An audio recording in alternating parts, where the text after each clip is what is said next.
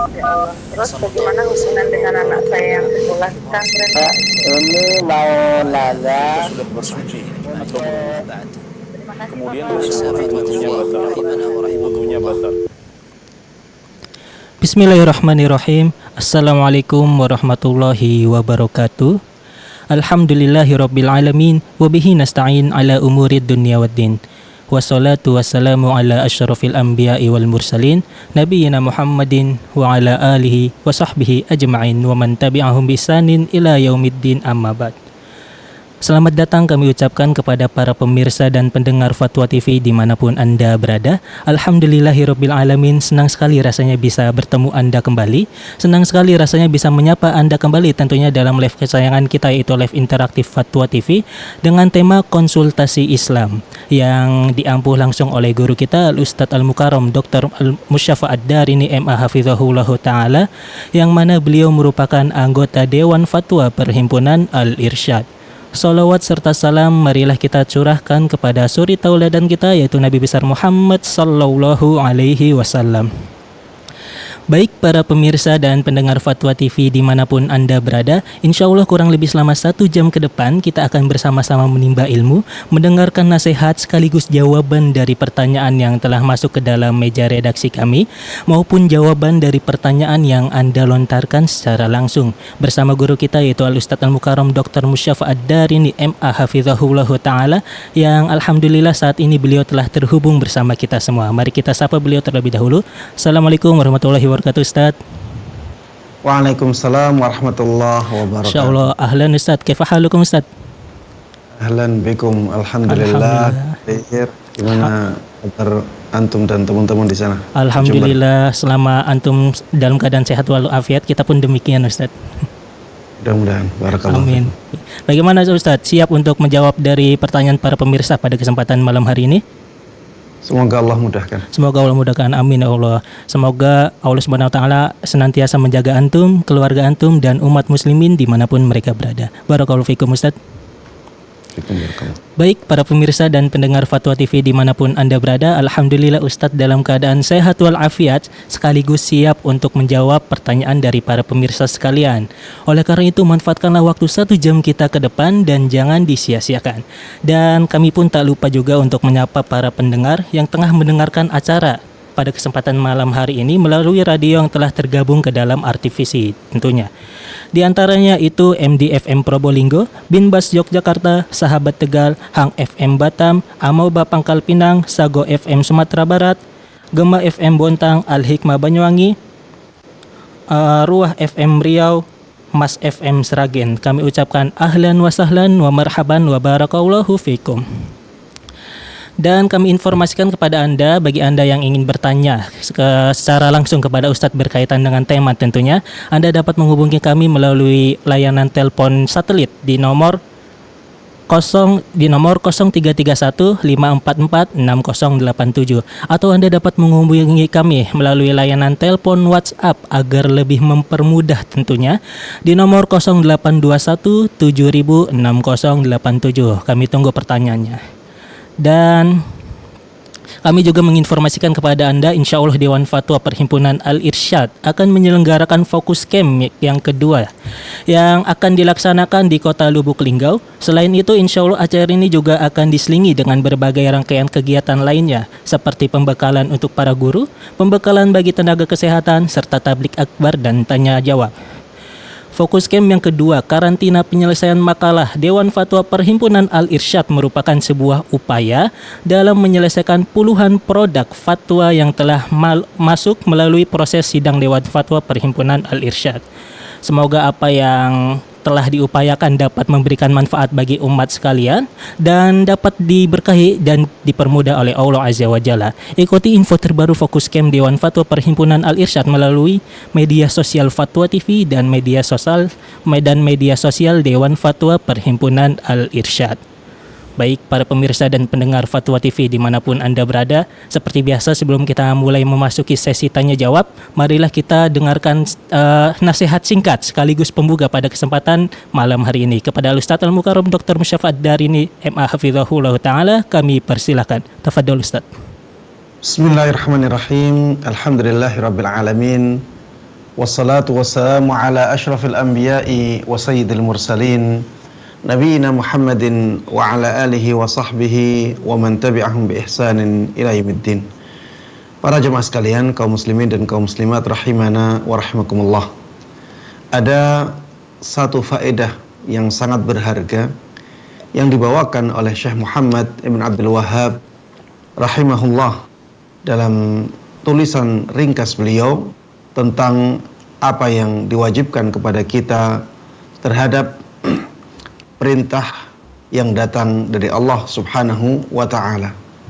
Beliau mengatakan, apabila Allah Subhanahu wa ta'ala memerintahkan kepada seorang hamba dengan suatu perintah, maka diwajibkan kepada hamba tersebut dalam menyikapi perintah itu 7 perkara, ya, 7 hal. Setiap perintah yang datang dari Allah Subhanahu wa ta'ala, seorang hamba diwajibkan melakukan 7 hal ini. Yang pertama adalah mengetahuinya, mempelajarinya. Misalnya Allah Subhanahu wa ta'ala memerintahkan kita untuk mentauhidkannya, maka kita harus pelajari apa itu tauhid. Ketika Allah Subhanahu wa ta'ala memerintahkan kita untuk meninggalkan kesyirikan, maka kita harus pelajari apa itu syirik. Kita mempelajari apa itu tauhid agar kita bisa menjalankan tauhid dengan baik. Kita mengetahui apa itu syirik agar kita bisa meninggalkan kesyirikan. Ketika Allah Subhanahu wa ta'ala memerintahkan kepada kita untuk menjalankan salat 5 waktu, maka kita harus mengetahui apa itu salat 5 waktu. Kapan saja salat 5 waktu itu diwajibkan. Kalau kita tidak tahu, kita wajib menanyakannya. Ketika Allah Subhanahu wa ta'ala menghalalkan jual beli, mengharamkan riba, maka kita harus mengetahui apa itu jual beli dan apa itu riba. Ketika Allah Subhanahu wa ta'ala memerintahkan kepada kita untuk menunaikan zakat, melaksanakan ibadah haji bagi yang mampu, maka bagi yang mampu diwajibkan untuk mengetahui apa itu zakat dan apa itu haji, dan begitu seterusnya. Kemudian yang kedua, para jemaah sekalian rahimana wa rahimakumullah, mencintai perintah tersebut. Ketika Allah Subhanahu wa ta'ala memerintahkan kepada kita salat 5 waktu, maka kita harus senang dengan perintah itu. Kita harus cinta dengan perintah itu. Ketika Allah Subhanahu wa ta'ala memerintahkan kita untuk berjihad fi sabilillah, walaupun secara tabiat itu tidak kita sukai, kita wajib menyukai, kita wajib senang, kita wajib cinta terhadap syariat tersebut. Ketika Allah Subhanahu wa ta'ala memerintahkan kepada kita untuk menunaikan zakat apabila kita mampu, kita kaya, kita punya kewajiban untuk zakat, walaupun secara tabiat kita suka dengan harta, kita sayang mengeluarkan harta untuk orang lain dengan cuma-cuma, kita diwajibkan untuk menyukai, mencintai syariat zakat tersebut.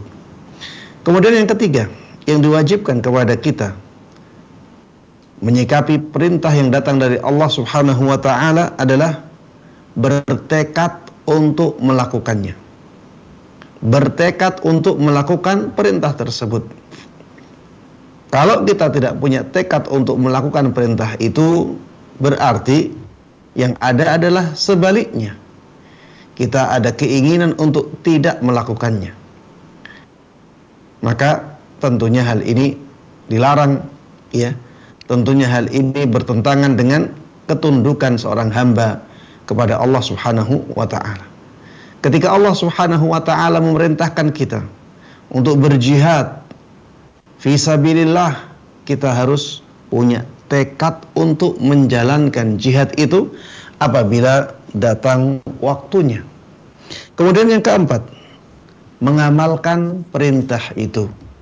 Setelah kita punya tekad yang kuat untuk mengamalkannya, maka ketika waktunya datang, kita amalkan, kita jalankan perintah tersebut dengan baik.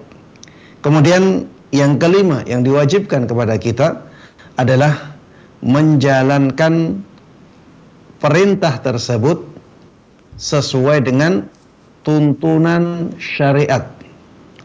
Menjalankan perintah tersebut tidak asal-asalan, tidak ngarang-ngarang sendiri, tapi sesuai dengan tuntunan syariat. Yang sesuai dengan tuntunan syariat ini harus memenuhi 2 syarat, yaitu yang pertama harus ikhlas, yang kedua harus sesuai dengan tuntunan Nabi kita Muhammad sallallahu alaihi wasallam. Yang keenam yang diwajibkan kepada kita ketika ada perintah dari Allah Subhanahu wa taala adalah waspada dari menjalankan atau melakukan sesuatu yang bisa membatalkan amalan tersebut. Kemudian yang terakhir, yang ketujuh adalah teguh di atas perintah itu, istiqamah di atas kebaikan, berpegang teguh dengan perintah-perintah Allah Subhanahu wa ta'ala.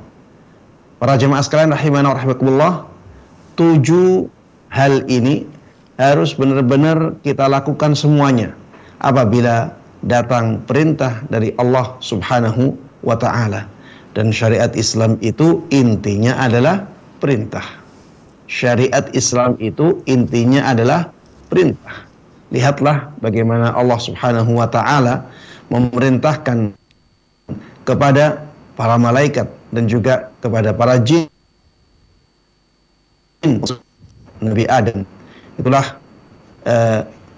syariat yang pertama kali diberikan oleh Allah Subhanahu wa ta'ala kepada malaikat, ya, dan kepada para jin, dan itu bentuknya adalah perintah.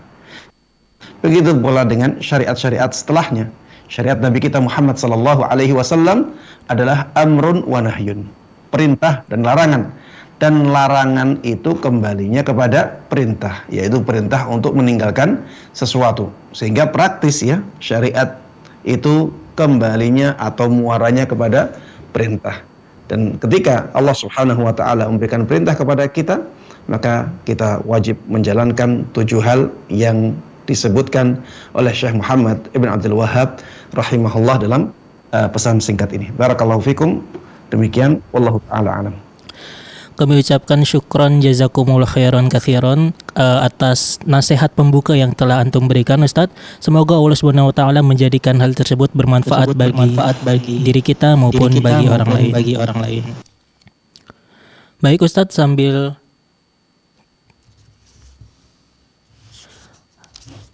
telah tergabung bersama kita Ustadz penelpon pertama kita, yaitu Ibu Siti dari Kalimantan Barat. Kita sapa terlebih dahulu. Assalamualaikum Fatwa TV. Waalaikumsalam Ustadz. Baik Ibu, silahkan satu pertanyaannya untuk Ustadz. Iya, begini, saya di dunia kerja saya ngomongnya kurang pandai Ustadz, ya, mohon maaf. Jadi begini, ini kan bulan 12 itu umat Kristiani kan merayakan Natal Ustadz, ya. Jadi setelah masuk semester genap ini, sekolah ini kan sudah masuk, jadi kawan-kawan kami yang beragama Kristen itu mengundang kami ke rumahnya. Nah, bagaimana kami mensikapinya? Memang sih menu yang disajikan itu mereka bilang gitu Ustadz, tidak menggunakan alat-alat dari rumahnya. Dan kami pun, saya pribadi tidak mengucapkan selamat hari raya Natal karena memang di agama kita tidak dibolehkan, kan gitu ya Ustadz, ya. Bagaimana cara mensikapinya Ustadz? Karena kalau kami tidak ikut mengikuti ke rumah teman kami tersebut, nanti dikira gimana gitu loh Ustadz. Mohon penjelasannya Ustadz ya. Terima kasih. Udah Ibu? Baik, kami ucapkan terima kasih. Ustadz. Kami ucapkan Ibu terima kasih atas pertanyaannya. Tafadhol Ustaz. Ya, para jemaah sekalian rahimana wa rahimakumullah. Islam ya memberikan kepada kita pedoman-pedoman yang jelas. Apabila kita berhubungan dengan orang di luar Islam dan dia orang yang tidak memerangi kaum muslimin, dia juga terikat perjanjian untuk hidup rukun di suatu daerah, maka kita dibolehkan untuk berbuat baik kepada orang yang demikian walaupun dia di luar Islam. Dan masuk dalam ranah ini adalah topik toleransi. Jadi toleransi itu diakui oleh Islam, tapi dengan batasan-batasan tertentu. Hidup dengan masyarakat yang berbeda agama itu juga diatur di dalam Islam. Kita boleh melakukan kebaikan-kebaikan untuk mereka. Kita bantu mereka ya sesuai dengan kemampuan kita, sesuai dengan kebutuhan mereka. Kita hormati mereka ya, kita tidak ganggu mereka.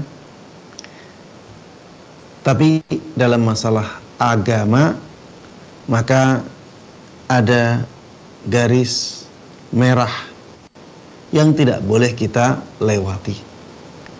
Dalam masalah agama, Islam punya ketegasan dalam aturannya. Seorang muslim tidak boleh masuk-masuk dalam ritual agama lain. Dan perayaan hari raya itu masuk dalam ranah agama.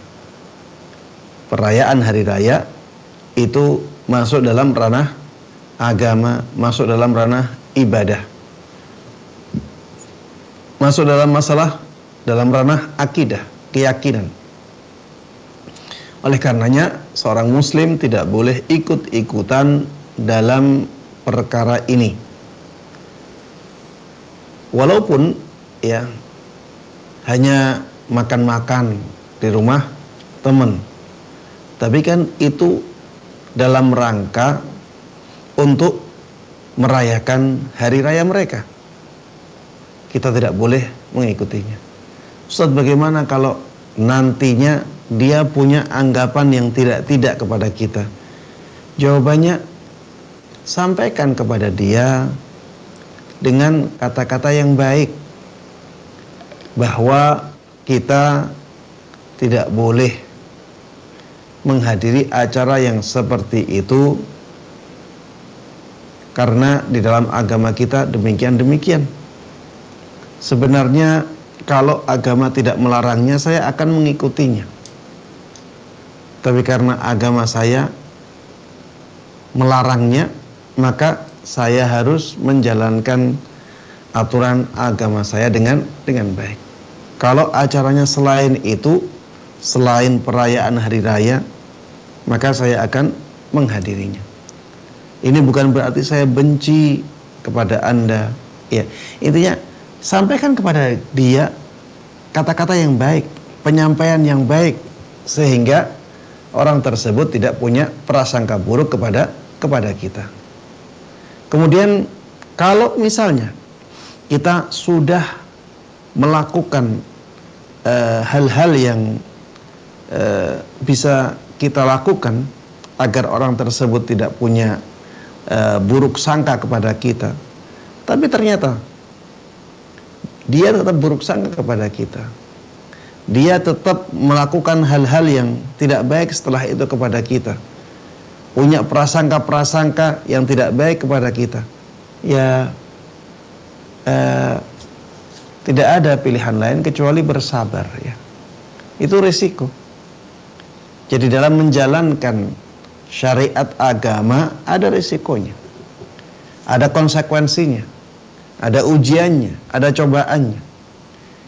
Kita diuji oleh Allah Subhanahu wa taala dengan syariat ini. Apakah kita bisa bersabar dalam menjalani ujian-ujian tersebut ataukah tidak? Kita harusnya bersabar. Harusnya kita bisa bersabar untuk menerima konsekuensi-konsekuensi dari penerapan syariat yang diperintahkan oleh Allah Subhanahu wa taala, ya. Jangan sampai kita digertak sedikit, ya. Kita diganggu sedikit kemudian kita goyah. Tidak, ya. Kita harus benar-benar teguh di atas syariat Allah Subhanahu wa taala. Yang penting kita tidak menzalimi orang lain, ya. Yang penting kita tidak mengganggu dia. Sudah cukup. Jangan sampai kita mencampur adukkan antara ajaran satu dengan ajaran yang lainnya. Apalagi ajaran yang satu adalah ajaran yang hak dari Allah Subhanahu wa taala dan yang satu adalah ajaran yang batil. Maka harusnya tidak boleh dicampur adukkan. Wallahu taala a'lam. Barakallahu fikum Ustadz. Kalau misalnya ada orang Kristen yang datang ke rumah kita Ustadz dan mereka memberikan kita sebuah bingkisan atau makanan pada hari Natal tersebut, bagaimana sikap kita Ustadz? Apakah kita boleh untuk menerima makanan tersebut atau memang harus kita tolak dengan bahasa yang halus Ustadz? Baik, apabila itu berupa hadiah, ya, dan hadiah tersebut makanan-makanan yang halal, maka dibolehkan bagi kita untuk menerimanya, ya. Dibolehkan bagi kita untuk menerimanya, kecuali apabila makanan tersebut adalah makanan yang diharamkan. Misalnya ada daging babi, misalnya ada minuman keras, misalnya ada campuran-campuran dari bahan-bahan yang diharamkan, ya, maka yang seperti itu yang harus kita tolak. Apabila makanannya makanan yang halal, ya, maka tidak masalah. Karena kita dikasih, kita tidak merayakannya, kita masih di rumah kita, ya, sehingga yang seperti ini insya Allah tidak ada masalah. Wallahu a'lam. Barakallahu fikum Ustadz atas jawaban yang telah diberikan. Semoga dapat menjawab pertanyaan dari Ibu Siti di Kalbar. Kita bergeser ke penanya berikutnya Ustadz. Ada Abu Abdillah di Palembang, di Pontianak, maaf. Baik, mari kita sapa terlebih dahulu. Assalamualaikum Fatwa TV. Waalaikumsalam warahmatullahi wabarakatuh. Baik, silakan Bapak, satu pertanyaannya untuk Ustadz. Baik Ustadz. Assalamualaikum warahmatullahi wabarakatuh. Perkenalkan, Ana Abu Abdillah dari Pontianak. Begini Ustadz.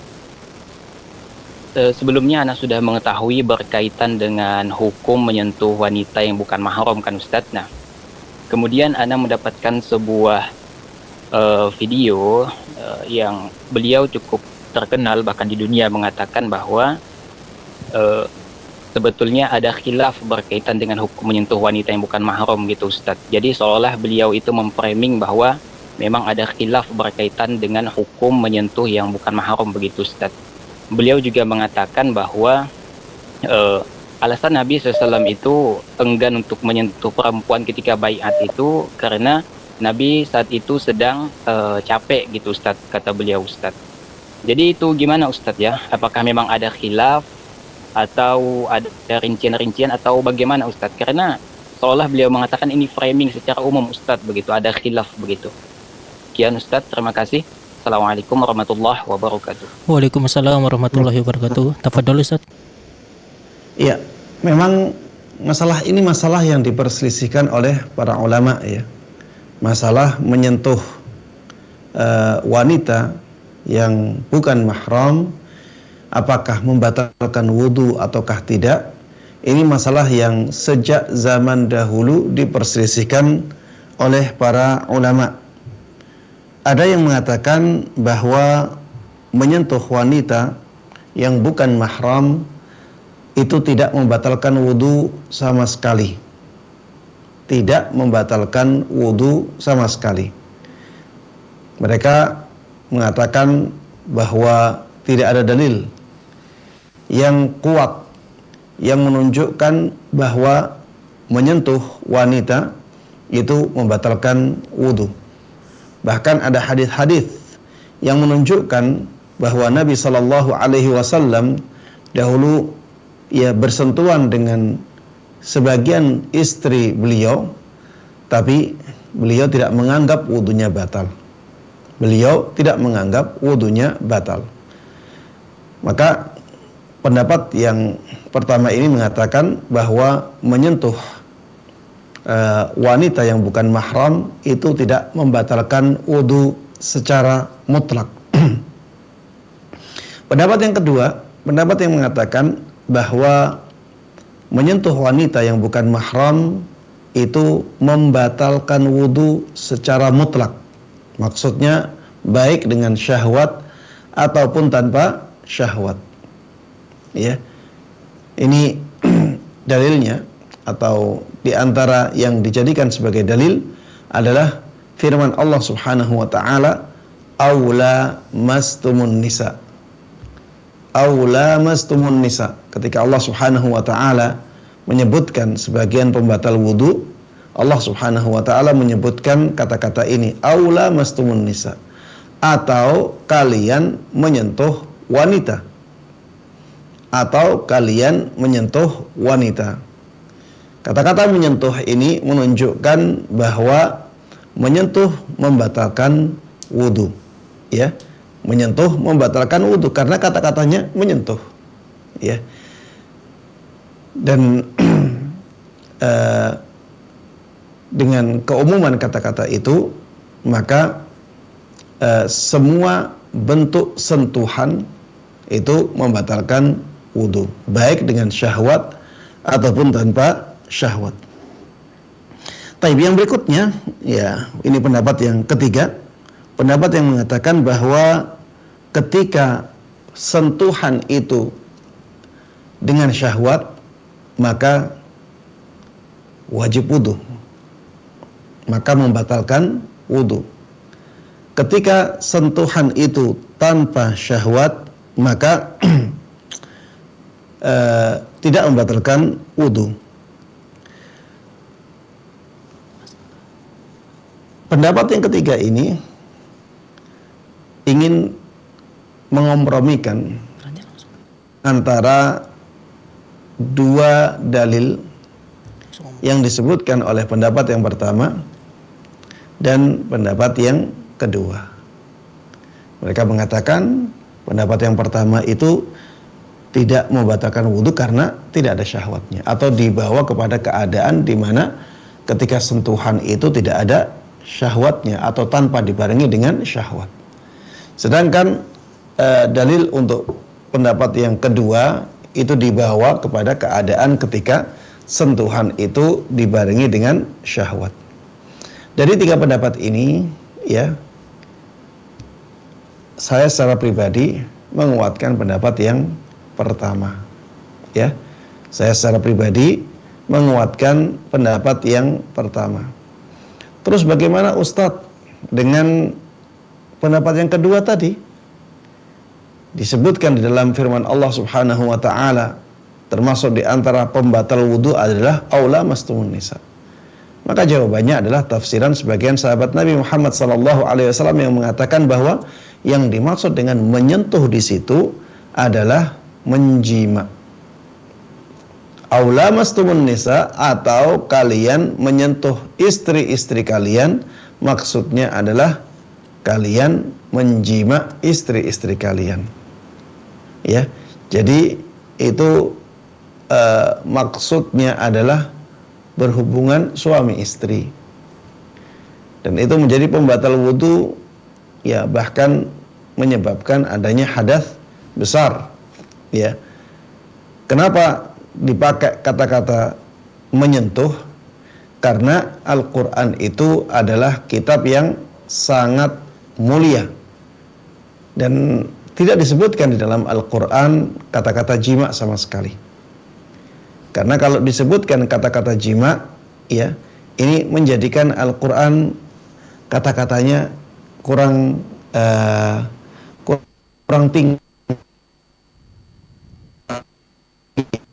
Maka dipilihlah kata-kata kasar. Ada aulamastumun nisa, atau kalian menyentuh wanita. Ada misalnya nisaukum harthul lakum fa'tu harthakum anna syi'tum. Fa'tu harthakum, datangilah ladang kalian. Datangilah ladang kalian anna syi'tum, dari manapun kalian inginkan. Ya, ini kata-kata kiasan. Yang dimaksud dengan mendatangi ladang ya menjima. Digunakan kata-kata itu sebagai kata kiasan. Jadi bahasanya tetap indah, ya, jauh dari kata-kata yang jorok, tapi orang yang mendengarnya langsung faham. Wala taqrabuhunna hatta yatuhurn. Janganlah dekati istri-istri kalian sampai mereka suci. Sampai mereka ya selesai haidnya. Mendekati. Tidak disebutkan jangan jima istri-istri kalian, tidak. Tapi jangan dekati istri-istri kalian. Ini kata-kata kiasan. Ya, kata-kata kiasan untuk jima ini dalam Al-Quran banyak. Termasuk diantaranya adalah aulamastumun nisa. Sehingga pendapat yang kedua yang mengatakan bahwa menyentuh wanita itu membatalkan wudhu secara mutlak, Anda melihat dalilnya kurang kuat. Karena kemungkinan dalilnya adalah untuk menyebut jima itu sangat kuat sekali. Karena memang di dalam Al-Quran tidak ada kata-kata jima, ya, tidak ada kata-kata jima, sehingga tapi yang digunakan adalah kata-kata kiasan untuk jima itu. Ya, ini mimbabi tarjih, ya, mimbabi dzikrit tarjih. Yang saya sampaikan ini adalah menyebutkan mana yang lebih kuat, dan ini tidak menafikan atau menghilangkan adanya perbedaan pendapat di kalangan para ulama dalam masalah ini, sehingga sikap kita ya memilih mana yang menurut kita lebih kuat dalilnya, kemudian tetap menghormati, ya, tetap toleran terhadap pendapat yang lain. Tentunya kita ketika toleran bukan berarti kita membenarkan semua pendapat, ya. Tapi kita membenarkan salah satu yang kita pilih, ya. Kemudian kita meninggalkan pendapat yang lain, tapi dengan tetap menjaga kemuliaan orang-orang yang berpendapat dengan pendapat-pendapat tersebut. Tidak boleh kita merendahkannya. Tidak boleh kita mengingkarinya dengan pengingkaran yang keras, ya. Ini tentunya tidak sesuai dengan apa yang dicontohkan oleh para ulama ketika mereka berbeda pendapat. Demikian, barakallahu fikum. Wallahu a'lam. Barakallahu fikum Ustaz, kami ucapkan jazakumullah khairan katsiran atas jawaban yang telah diberikan. Semoga dapat menjawab dari pertanyaan Bapak Abu Abdillah di Pontianak. Baik Ustaz, sambil menunggunya Oke, sudah terhubungnya kita bersama penelpon berikutnya ya Ustadz, yaitu ada Bapak Budi di Bapak Rofi di Brebes. Mari kita sapa beliau terlebih dahulu. Assalamualaikum Fatwa TV. Waalaikumsalam warahmatullahi wabarakatuh. Baik, silakan Bapak, satu pertanyaannya untuk Ustadz. Assalamualaikum warahmatullahi wabarakatuh, Ustadz. Waalaikumsalam warahmatullahi wabarakatuh. Ya, silakan Bapak. Pertanyaannya? Ini bagi ulama yang mengatakan bahwa itu haram ya, tapi karena dengan nada dering di HP yang berupa musik itu. Mohon maaf Bapak, mungkin bisa diulangi pertanyaannya? Ini mengenai nada dering di HP, ada yang berupa musik. Itu boleh digunakan apa? Tidak boleh digunakan atau tidak? Mungkin maksud Bapak adalah ini ya, ringtone notifikasi, betul begitu Bapak? Iya, notifikasi. Itu kan ada yang berupa musik. Oke, baik Bapak. Udah Bapak?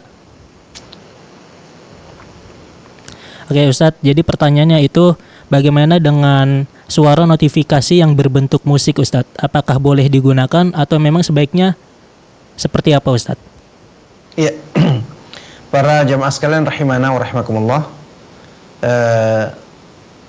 kita bisa memberikan jawaban terhadap pertanyaan ini dengan menyebutkan hadis Nabi sallallahu alaihi wasallam, la yakunanna min ummati aqwamun yastahilluna al-hira wal harira wal khamra wal ma'azif. Akan ada dari umatku ini banyak kaum yang menghalalkan perzinaan, sutra bagi laki-laki, khamr, dan alat-alat musik. Rasulullah sallallahu alaihi wasallam di dalam hadis ini menjelaskan bahwa nantinya di akhir zaman akan ada banyak kaum dari umat beliau yang mereka menghalalkan 4 hal ini yang asalnya diharamkan, yang sebenarnya diharamkan oleh Allah Subhanahu wa taala. Disebutkan di situ al-hira, perzinaan. Perzinaan itu diharamkan dalam syariat. Mereka menghalalkannya. Yang kedua, kain sutra bagi kaum laki-laki. Kain sutra yang asli. Ini dalam syariat diharamkan bagi laki-laki. Mereka menghalalkannya. Yang ketiga, khamr, minum-minuman keras dan yang semisalnya. Ini diharamkan dalam syariat. Mereka menghalalkannya. Kemudian yang keempat adalah alat-alat musik. Alat-alat musik sebagaimana 3 hal lain yang disebutkan dalam hadis ini dalam syariat diharamkan, tapi mereka menghalalkannya.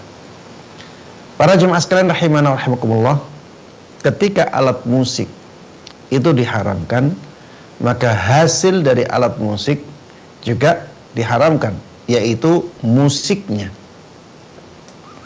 Musiknya diharamkan. Ketika musik diharamkan, maka ya kalau ringtone-nya itu wujudnya musik, berarti menjadi diharamkan juga. Ustadz, kan tidak ada alat musiknya.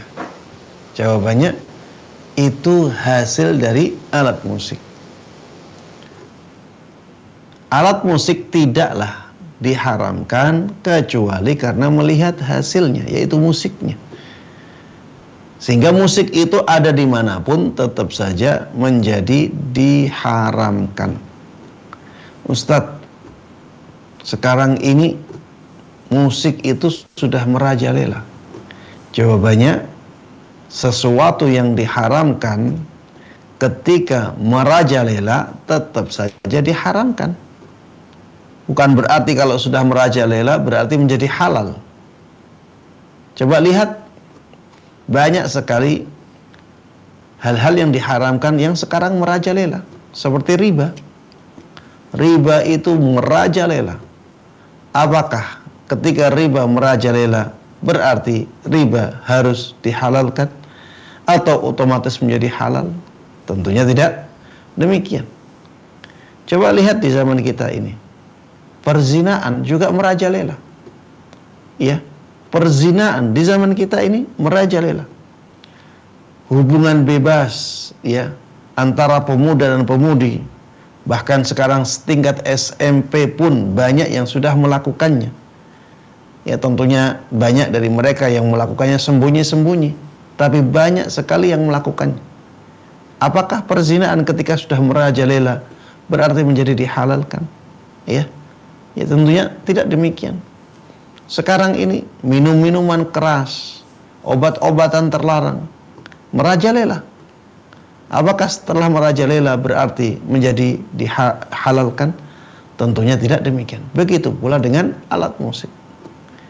Maka ini harusnya kita hindari, harusnya kita tinggalkan. Dan alhamdulillah di zaman kita ini ringtone yang halal itu sangat banyak sekali. Ringtone yang halal yang tanpa musik itu sangat banyak sekali. Dan itu bisa kita jadikan sebagai pilihan, ya. Sehingga kita terhindar dari sesuatu yang diharamkan oleh Allah Subhanahu wa taala. Wallahu taala a'lam. Barakallahu fikum, kami ucapkan Ustadz jazakumullah khairan katsira atas jawaban yang telah diberikan. Semoga dapat menjawab pertanyaan dari Bapak Rofi di Brebes. Baik, kita bergeser ke penelpon berikutnya, yaitu dari Bapak Halim di Riau. Mari kita sapa terlebih dahulu. Assalamualaikum Fatwa TV. Waalaikumsalam warahmatullahi wabarakatuh. Baik, silakan Bapak, satu pertanyaannya untuk Ustadz. Syukran Ustaz. Assalamualaikum warahmatullahi wabarakatuh. Waalaikumsalam warahmatullahi wabarakatuh. Silahkan Bapak Halim. Ya, afwan Ustaz, ana mau bertanya ini masalah hukum riba, Ustaz. Hukum riba. Kasus seperti ini Ustaz, si A dia meminjam uang kepada pihak kredit dengan atas nama beliau, atas nama si A, tapi yang menggunakan uang si B. Jadi si A hanya mempertanggungjawabkan aja, Ustaz. Jadi yang menjadi pertanyaannya kan masalah riba ini masalah akad, Ustaz, ya. Si B tadi atau si A yang kena hukum banyak, Ustaz. Itu yang menjadi pertanyaan saya. Mohon maaf Bapak, mungkin demikian, Ustaz. Mohon maaf Bapak, mungkin bisa diulang pertanyaannya. Tadi sempat terputus. Afwan, Ustaz. Si A meminjam uang kepada pihak kredit. Mungkin langsung ke pertanyaannya Bapak. Tapi ya, pertanyaannya apakah si A yang kena dosa riba atau si B gitu, Ustaz. Sementara si B namanya tidak tercantum di akad, tapi dia menggunakan uang, dia mengangsuri gitu, Ustaz. Udah Bapak?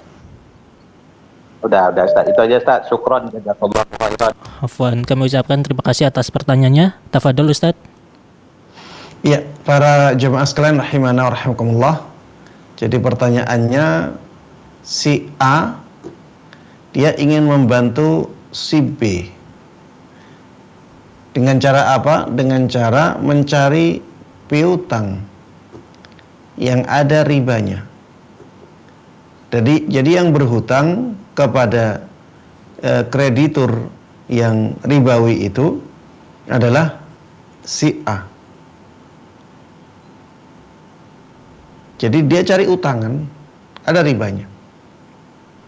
Setelah mendapatkan utangan itu dikasihkan kepada si B dalam rangka membantu si B. Siapakah yang kena dosa riba di sini? Jawabannya yang kena dosa riba adalah si A. Yang kena dosa riba adalah si A. Kecuali kalau si A dipaksa dengan paksaan yang menjadikan si A tidak bisa meninggalkan itu. Tapi kalau tidak ada paksaan, si A sukarela untuk melakukan hal tersebut, maka yang melakukan akad riba adalah si A. Adapun kepada si B, ya, maka B mendapatkan pinjaman dari si A. Jadi si A mendapatkan pinjaman dari kreditur yang ribawi itu, kemudian uang tersebut dipinjamkan kepada si B. Jadi di sini ada dua transaksi. Transaksi antara si A dengan kreditur itulah transaksi ribawi. Kemudian ada transaksi antara si A dan si B. Ini bisa ada ribanya, bisa tidak, tergantung kesepakatannya bagaimana. Tergantung kesepakatannya bagaimana. Ya. Kalau kesepakatannya ada bunganya, sebagaimana si A ngutang kepada kreditur ribawi, maka yang kedua itu juga akad riba juga. Jadi nanti kalau ternyata antara A dan B ada bunganya juga, berarti A kena 2 akad riba. A kena akad riba dengan kreditur ribawinya, A kena akad riba dengan si B juga. Makanya para jemaah sekalian rahimanallahu rahimakumullah, berhati-hatilah ketika kita ingin menolong orang lain. Jangan sampai kita menolong orang lain yang hukumnya itu sunnah, tapi menjerumuskan kita ke dalam tindakan yang diharamkan oleh Allah Subhanahu wa taala. Dan riba itu para jemaah sekalian rahimanallahu rahimakumullah, dosanya ngeri banget. Ya, dosanya itu dosa besar. Ada ancaman hukuman di dunia, ada ancaman hukuman di alam kubur, ada ancaman hukuman di padang mahsyar, ada ancaman hukuman di neraka. Ya, ini bagi mereka yang memakan harta riba. Ya, bagi mereka yang memakan harta riba. Oleh karenanya kita harus benar-benar berhati-hati. Kalau kita sebagai orang yang memberi makan riba, memberi, kita ditarik bunga ditarik dari kita, maka kita dizalimi secara kehidupan di dunia, kita dizalimi, tapi kita juga mendapatkan laknat dari Allah dan Rasulnya. Dan ini tentunya kerugian yang besar. Ya, kalau dimintai tolong orang untuk melakukan yang seperti disebutkan dalam pertanyaan, jangan sampai mau. Ya, kita boleh punya semangat untuk menolong orang lain, tapi jangan sampai semangat kita itu malah membinasakan kita, menjerumuskan kita ke dalam kebinasaan. Ya, demikian. Wallahu ta'ala a'lam. Barakallahu fikum, kami ucapkan kepada Ustaz jazakumullah khairan katsiran atas jawaban yang telah diberikan. Semoga dapat menjawab pertanyaan dari Bapak Halim di Riau. Baik, kita beranjak ke penelpon berikutnya. Ada Ibu Sinar dari Sulawesi Tengah. Mari kita sapa terlebih dahulu. Assalamualaikum Fatwa TV. Waalaikumsalam warahmatullahi wabarakatuh. Baik Ibu, silakan satu pertanyaannya untuk Ustadz. Iya. Assalamualaikum Ustadz, izin bertanya. Mohon maaf, saya bukan dari Sultan tapi Sultra. Mohon maaf Ibu, dari mana? Sultra, Sulawesi Tenggara. Oke. Baik, silakan Ibu pertanyaannya. Iya. Ini Ustadz masalah riba juga. Rencana ini ada niat. Ini rencana ini. Kalau ini mau mengambil suatu barang semacam mobil, ini rencana mau dicicil, terus punya DP, bagaimana itu hukumnya Ustadz? Apakah itu ada unsur ribanya atau bagaimana? Kalau memang itu ada, saya urungkan saja niat saya, tidak jadi. Kalau memang itu bisa dalam hukum agama, ya insya Allah mungkin saya lakukan seperti itu, karena ini ya adalah ada sedikit keperluan seperti itu. Terima kasih banyak Ustadz untuk jawaban yang saya tanyakan. Wassalamualaikum warahmatullahi wabarakatuh. Waalaikumsalam warahmatullahi wabarakatuh. Tafadhol Ustadz.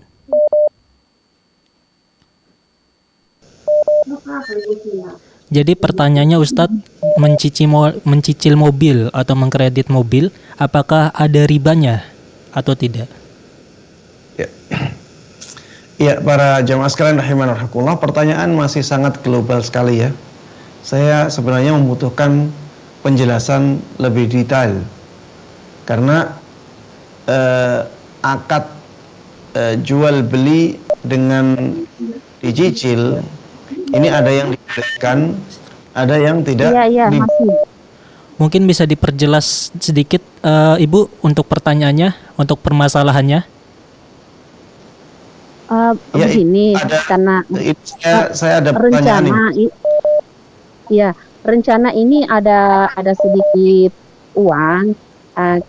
kata suami kalau memang itu coba bertanya dulu kalau memang itu hukum dalam Islam itu tidak ada hukum ribanya ya kita lakukan untuk itu mengkredit mobil itu dengan ada DP istilahnya ada uang muka pakai uang muka selanjutnya itu kita kredit mencicil mobil itu yang akan dicicil. Cicilan ada denda nggak Bu? Iya kayak perjanjian itu kalau kita telat waktu dari sesuai yang ditentukan itu per bulannya kalau melewati itu ya ada dendanya. Ya. Sudah cukup Bu? Iya, terima kasih banyak cukup. Baik. Ya. Tafadhol Ustaz. Ya, para jamaah sekalian rahimanallah rahimakumullah. Memang ya pada asalnya di dalam Islam ada ketentuan jual beli kredit juga, ya. Tapi di dalam Islam jual beli kredit itu tidak boleh ada denda keterlambatan, ya. Tidak boleh ada denda keterlambatan. Kalau ada denda keterlambatan itu ada ribanya. Sisi ribanya itu ketika terlambat maka ada dendanya. Ini kan tambahan uang.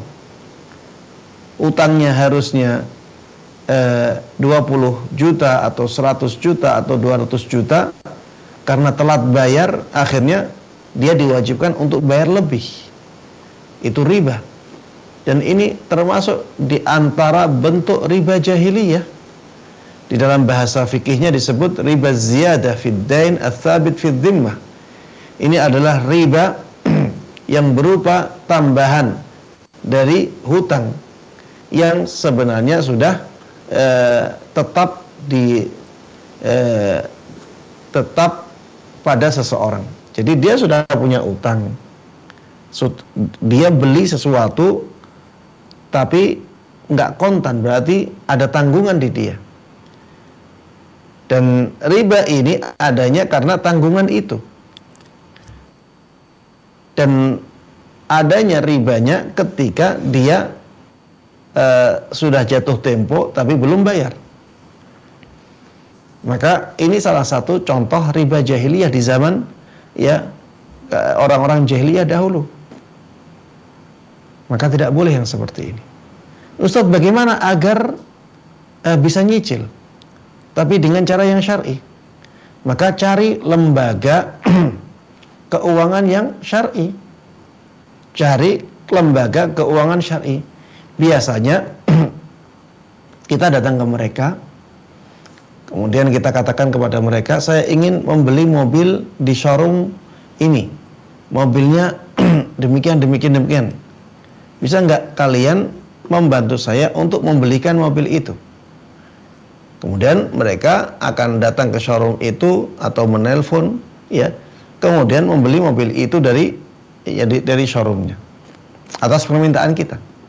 Setelah dibeli, baru kita melakukan akad dengan lembaga keuangan tersebut.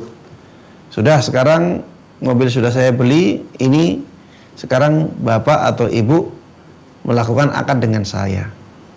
Kemudian mobil tersebut ya dibeli dengan cara dicicil tanpa ada denda keterlambatan, ya, tanpa ada denda keterlambatan. Walaupun biasanya harganya sudah dinaikkan. Yang tadinya kalau beli cash itu harganya misalnya 200 juta, dengan cara dicicil seperti itu akhirnya jadinya 250 juta. Tapi ya tanpa denda keterlambatan sama sekali. Yang seperti itu tidak ada masalah. Atau nggak usah ya kita minta bantuan ke lembaga keuangan. Kita bisa minta bantuan ke saudara kita yang kaya atau teman kita yang kaya dengan mengatakan kepada teman kita, tolong beliin mobil itu dong dengan cash. Nanti saya beli dari kamu dengan kredit. Tapi jangan ada denda keterlambatan ya. Saya akan berusaha untuk membayar tepat pada waktunya. Ya seperti ini tidak ada masalah ya. Walaupun teman itu nantinya nguntungi, maksudnya ngambil keuntungan. Ya sudah, kalau kamu minta bantuan seperti itu, saya nanti beli dengan harga 200, saya jual ke kamu dengan harga 230 karena dicicil. Ya. Kemudian ya orang ini beli dulu, setelah beli baru kita melakukan akad dengan orang tersebut, ya. Demikian kalau kita ingin mendapatkan solusi yang tidak ada ribanya tapi tetap beli dengan cara dicicil. Wallahu ta'ala alam. Barakallahu fikum Ustadz, sepertinya penanya tersebut merupakan penanya terakhir kita pada kesempatan malam hari ini Ustadz. Kami ucapkan jazakumullah khairan katsiran atas waktu yang telah antum luangkan, atas ilmu yang telah dituahkan, serta atas jawaban yang telah diberikan. Semoga apa-apa yang telah antum berikan pada kesempatan malam hari ini menjadi amal jariah untuk antum dan dapat bermanfaat bagi umat muslimin sekalian Ustadz. Barakallahu fikum Ustadz. Baik para pemirsa dan pendengar Fatwa TV dimanapun Anda berada, alhamdulillah telah usai sudah pertemuan dan perjumpaan kita pada kesempatan malam hari ini. Oleh karena itu kami selaku petugas yang bertugas memohon maaf atas kesalahan yang telah kami perbuat, baik itu disengaja dan tidak disengaja. Dan kami informasikan kepada Anda, bagi Anda yang ingin mengetahui acara seputar Fatwa TV lebih detail, Anda dapat mengunjungi website resmi kami di www.fatwatv.id atau Anda dapat mendrop sekaligus mengupgrade pertanyaan Anda di www.dewanfatwa.com. Dan kami pun turut mengundang Anda untuk bergabung, berkolaborasi serta bertaun bersama kami guna meningkatkan dakwah syiar Islami bersama Fatwa TV tentunya. Anda dapat menyalurkan donasi terbaik Anda di nomor rekening yang saat ini sedang Anda saksikan di layar kaca Anda, dan kepada donasi yang telah masuk kami ucapkan syukron jazakumullah khairan katsiran. Semoga apa-apa yang telah Anda berikan pada kami dapat bermanfaat bagi umat muslimin sekalian. Baik para pemirsa dan pendengar Fatwa TV dimanapun Anda berada, karena telah usai pertemuan dan perjumpaan kita pada kesempatan malam hari ini. Oleh karena itu kami perwakilan dari yang bertugas izin pamit undur diri. Kita tutup dengan baca doa kafaratul majlis. Subhanakallahumma wa bihamdika asyhadu an la ilaha illa anta astaghfiruka wa atubu ilaik. Wassallallahu ala nabiyyina Muhammad wa ala alihi wa sahbihi wasallam. Burung pelikan, burung cendrawasih. Cukup sekian dan terima kasih. Wassalamualaikum warahmatullahi wabarakatuh. Ya Allah. Terus bagaimana hubungan dengan anak saya yang sekolah pesantren? Ini mau nanya Sudah bersuci atau Terima kasih. kemudian